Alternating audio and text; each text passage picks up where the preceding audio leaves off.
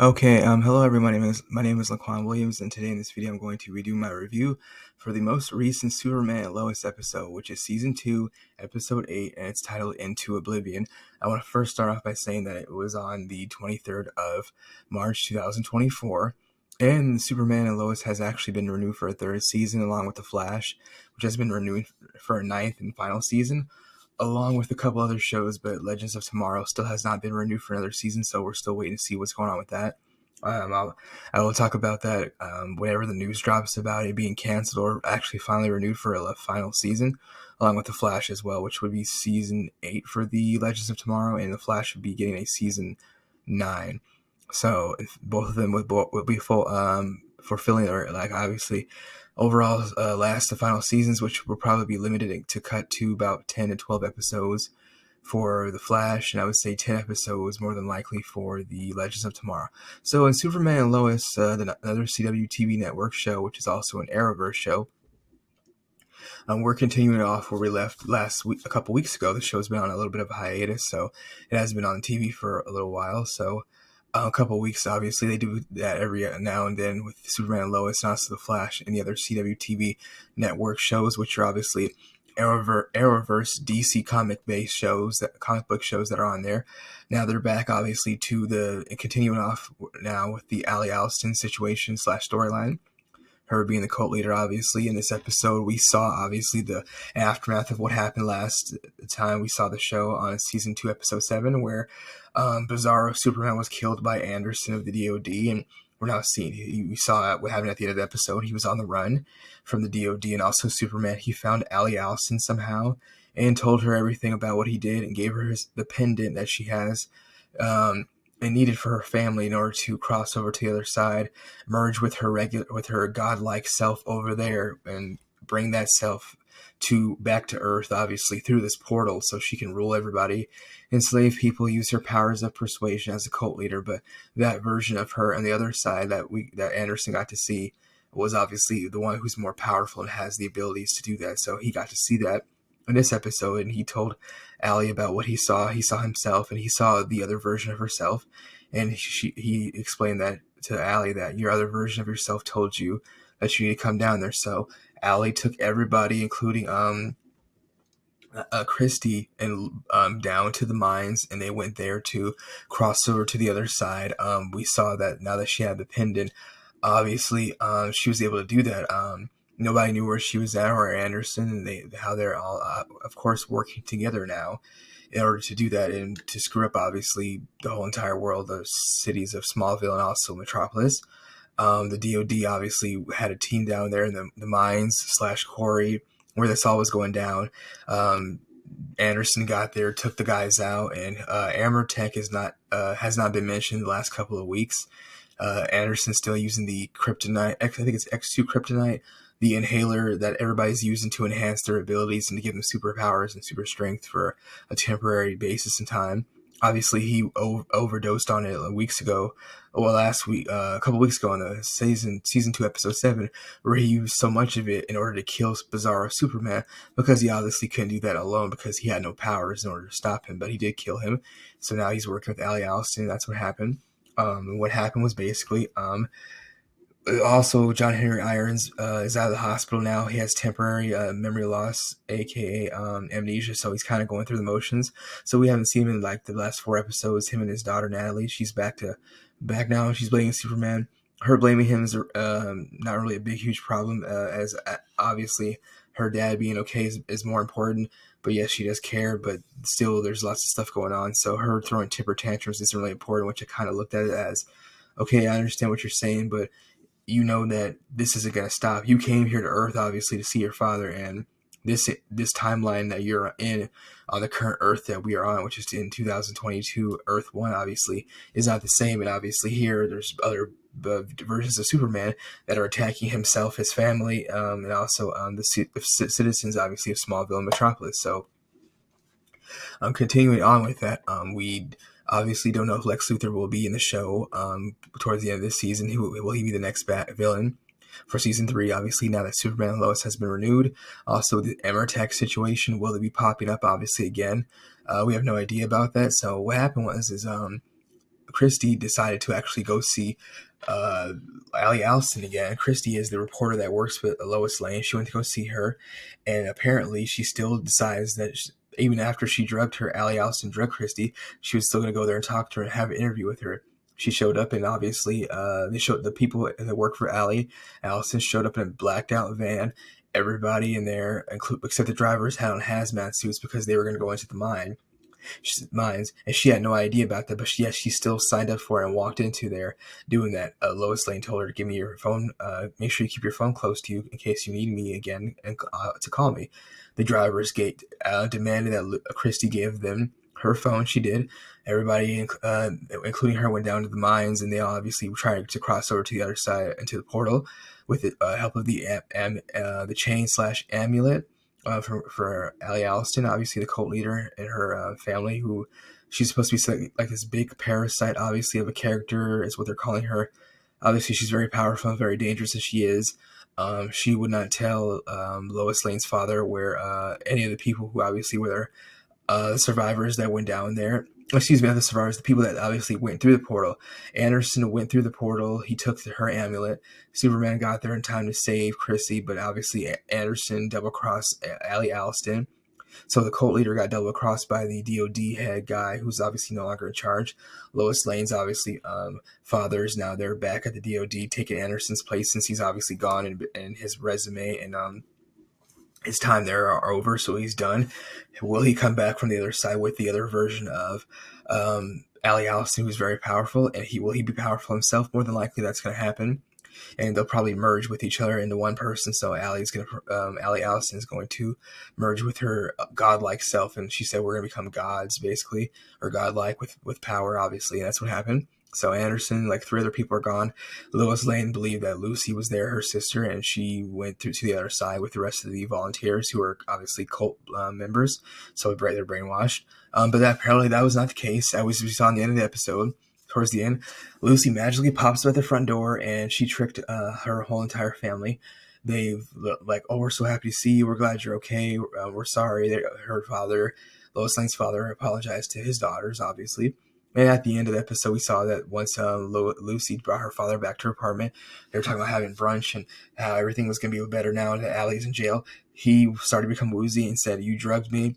She put some type of drugs in his tea to knock him out, a sedative to subdue him. She grabbed his DOD badge / classification, obviously, and she said she's going to get Allie out to help her go to the other side. I was the failsafe / the backup plan / plan B in case Allie got caught. I'm going to be getting her out now thanks to you. So she tricked her family, and there's no going back now, but we all know what's going to happen. Lucy will probably end up dying before the season's over, and Lois and her father are going to say, we still forgive you. Even though you double-crossed us and you're putting other people's lives in danger, you lied to us again. After we brought you back into our home with open arms, obviously, and to our family, we forgave you, even though we knew that Allie Alston's a bad person. We acknowledged that. Lois knew she was right, and her father admitted that, but she still apologized to Lucy. So that basically is what's going to happen, obviously, going back into not only next week's episode, but the rest of the season, obviously. We'll see what happens. It was pretty good and nice to see John Harry Irons finally back after like 4 episodes of him not actually being there, but being mentioned, obviously, by name. And yes, the situation with his daughter, Natalie, I don't know what's going to happen with that. They moved out of the Clark Kent / Kent family barn house, so they're going to be living on their own in a separate apartment somewhere that Clark Kent, aka Superman, helped them get. So we'll see what happens with that. Like I said, Allie Alston's obviously very dangerous and evil. How is Lucy going to break her out of the DOD? I have no idea, but I'm assuming and guessing she probably has some X2 kryptonite available in her possession that she's going to use in order to break into the DOD and take out the DOD, obviously soldiers there and any personnel that are in her way in order to stop that are trying to stop her from freeing Allie Alston, because she's not just going to be able to walk in there with the badge and the clearance and just break her out so very easily. She's going to have to use the X-22 kryptonite, obviously, to go in there and obviously give herself temporary superpowers to break Allie Alston out of jail and the DOD custody, obviously. Will the Eradicator, who is obviously Morgan Edge, aka Tal-Rho, Superman's brother, half-brother, Kryptonian brother, will he be back? Will he still help the Clark Kent family, who obviously his family? I don't know if we'll see what happens with that. The interaction with him and Superman on the last week's previous episode with Anderson was very good and entertaining. I don't know if Anderson will be back. More than likely, he will be. He's going to bring Allie's godlike self from the other side back to Earth, and they're going to merge together and be able to destroy everything. Unfortunately, Superman's going to need some help, obviously. Besides John Henry Irons and the DOD, I think he's going to have to ask his brother Morgan Edge to help him out with that, who is also the Eradicator, because Bizarro Superman's dead. Anderson killed him. There's really no one else that they can call to. I don't expect any other superheroes from the DC Legends or Green Arrow or anybody to pop up randomly, or Argus to help them. That might be the case because they had Argus there in season 1, where John Diggle, without Lila, was there to help Superman and Lois with technology and weapons to help them take down the Eradicator, which was the supersonic missile bullet that was able to knock him out of the sky. But we'll see what happens with that. I don't know if John Diggle is going to show up as a Green Lantern. More than likely, it's not going to happen actually at all, because the Green Lantern show is going to be on HBO Max. There will be one that's supposed to come out this year. Actually, you know what? And more than likely will be out next year in 2023, but they'll probably show us a trailer before the year is over to get everybody hyped, like a teaser trailer, obviously. So we'll see what happens with that.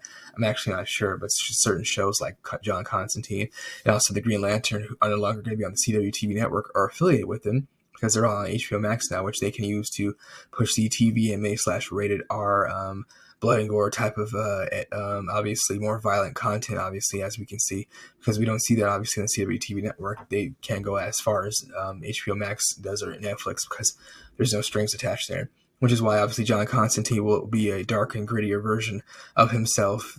Besides the radar version we saw with Keanu Reeves in 2004, Matt Ryan can't play him anymore on the Legends of Tomorrow, but he is still able to play him in the animated movies. There's a new animated movie called House of Magic, John Constantine, that just came out. Actually, it's about to come out in a couple of weeks, about a month and a half. I saw it on Amazon, so you can actually get that and get his City of Demons DVD. It was John Constantine's City of Demons. It came out a couple years ago. I have it on Blu-ray.